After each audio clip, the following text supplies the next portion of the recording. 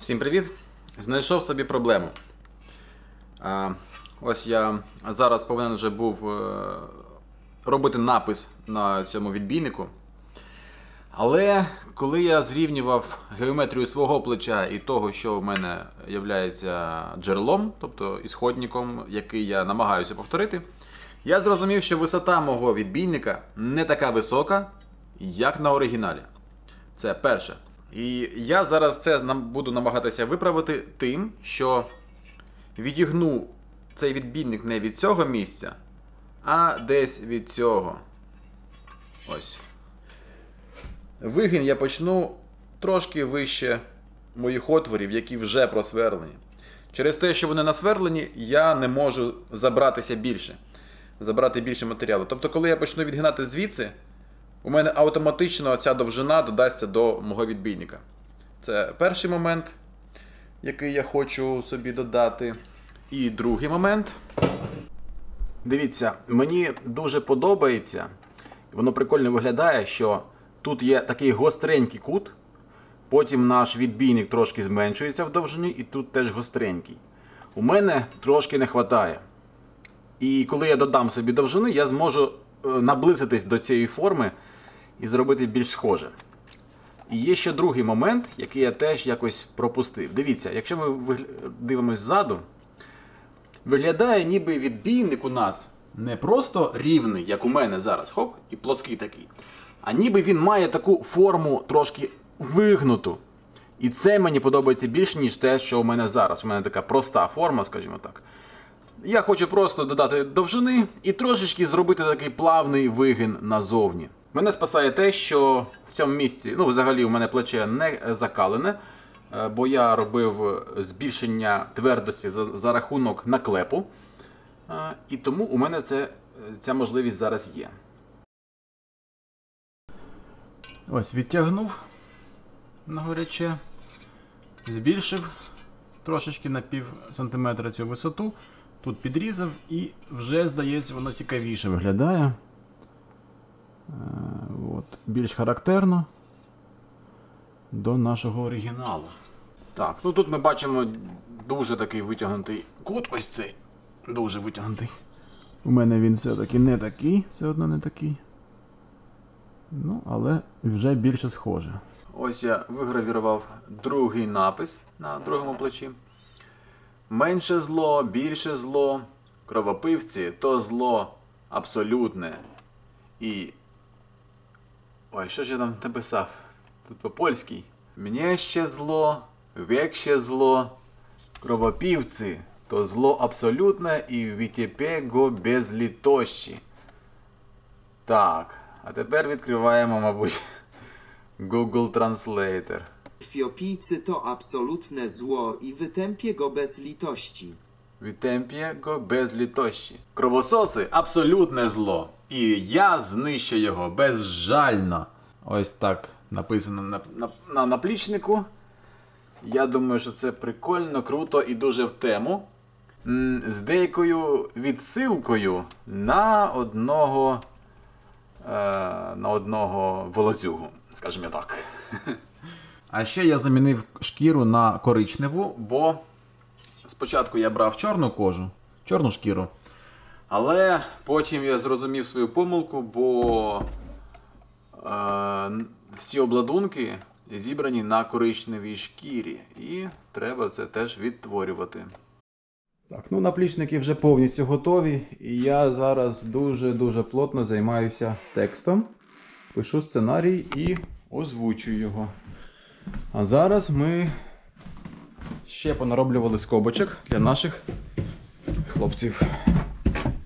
Це дивно прозвучало. Так. Ось ще понаробили кутку цю. Це товсті, десь 10-12 мм. І їх згинати можна було тільки на горяче. А зараз у нас буде завдання зробити щось такого плану. Простенький ніж з залізною ручкою. Так, це у мене ресора. Такий дуже відомий матеріал на Ютубі, щоб кувати ножі або ще щось цікаве. І тут я пробую практикувати роботу типу майстра і типу молотобойця. Але і я не вмію правильно настроювати роботу молотобойця, бо ніколи так сам не робив і з молотобойцем не робив.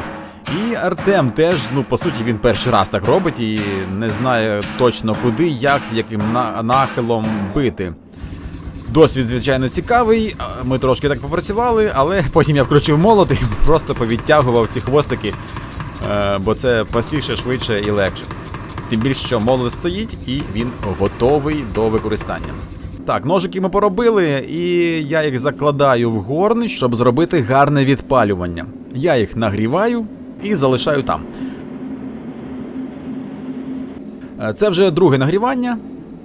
І я їх закалюю. Закалюю знову неправильно. Я зроблю нормальний контейнер, металевий.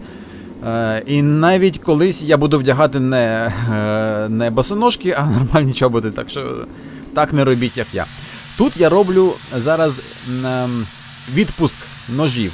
Я роблю лінивим таким способом. Він не дуже надійний, бо можна швидко перегріти лезо і переотпустити. Але якщо обережненько підігрівати обушок, то можна довести до такого стану, що обух буде у нас синій, а лезо буде таке солом'яне коричнево-фіолетове, десь так. І я от далі просто охолоджую трошки лезо. Таким чином, я сподіваюся, що мій ножик не буде ламатися і буде хоч якось тримати заточку. Так, я не вмію робити ножі, тому якщо ви шарите, не дивіться сюди. Або напишіть, що я зробив не так і як це краще робити. От. Такий у нас експеримент був. Ось зробив ще одну лопату. Це вже у нас зубило Hex, діаметр 30 мм, і ось такі лопатки, правда трошки більше сюди, вони вже коштують 2800, розумієте? Вот. А просте зубило ось таке, от просто піка, на сайті Intertool можна знайти за 280 гривень. Тобто 280 гривень, там, не знаю, півгодини роботи або навіть година. Кусок ресори, і підкалене, мощне, заточене як тобі треба. Прямо супер інструмент. Ну що, віддамо, подивимося, чи не буде воно розламуватись. Минулі рази, перші рази, коли я зробив, воно все порозвалювалось. Потім мені порекомендували ось так обварювати додатково, не сильно пробивати зварний шов. І після цього, як я ще зробив їм, уже от в такому форматі, воно живе і працює. І от зараз ми от навіть таке роблю. Так. Получились у мене такі ножички. Ножик Артема і Сергія вже у них. В той вечір було дуже вже пізно, і я не зазняв, як вони виглядають. Щось у мене руки не стоять, щоб по-людськи виводити оці спуски. І, якщо чесно, оце я зробив навіть не гріндером, а болгаркою. Щось мені це УШМ набагато простіше працювати, ніж гріндером. Ще навчусь. Так, такі простенькі ножики. Якось у мене вийшло їх наточити. Щось ріже, щось не ріже. Десь більш вдало, десь менш вдало. І, якщо чесно, ще не навчився. На цьому ножику, бачите, є дол такий вибитий. І він дуже такий читерський. Я його вибив, а потім мені було дуже легко виводити ось цю лінію. Бо якби в мене в цей холмик упирається і рівненька така лінія виходить. А тут вже складніше. У мене якби якась площина і треба рівненьку лінію провести, і це вже не так гарно вийшло.